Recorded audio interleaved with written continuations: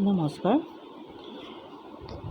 পাঠ কৰিবলৈ লোৱা কবিতাটো গেৰকুৱা স্মৃতি গ্ৰন্থৰখনিৰ পৰাই তুলি লোৱা হৈছে। কবিতাৰ শিৰোনাম ৰাতি বিহু। কবি ৰেবিকা নেওগ।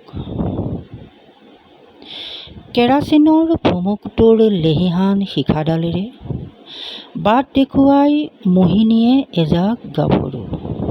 ৰঙা বগা তৰা বচা এন্ধাৰ ৰঙী চাদৰ, পকা সোণৰ মেখেলাৰে উন্মনা চঞ্চলা নাচনী, অথচ সংযমী। নিয়মবোৰ তেওঁলোকেও মানে। বাঁহৰ ডাঙেৰে ৰেকা টনা এটা বৃহৎ বহুভোজত সোমাই থাকে। উৰেতো ৰাতি, অচিন চিনাকি ডেকাৰ জুম লাগে। পাকৈত সুৰকাৰৰ দৰে ডেকাহঁতে অলেখ গীত ৰচে ঠাইতে। ডেকাৰ কণ্ঠত শকুতি বাঢ়ে, ইটোৰ পিছত সিটো বিহুগীত জুৰে।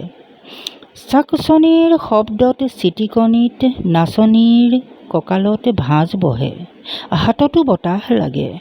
গভীৰতলৈ বিয়পি পৰে আটাইৰে উৎসাহ। ধন্যবাদ।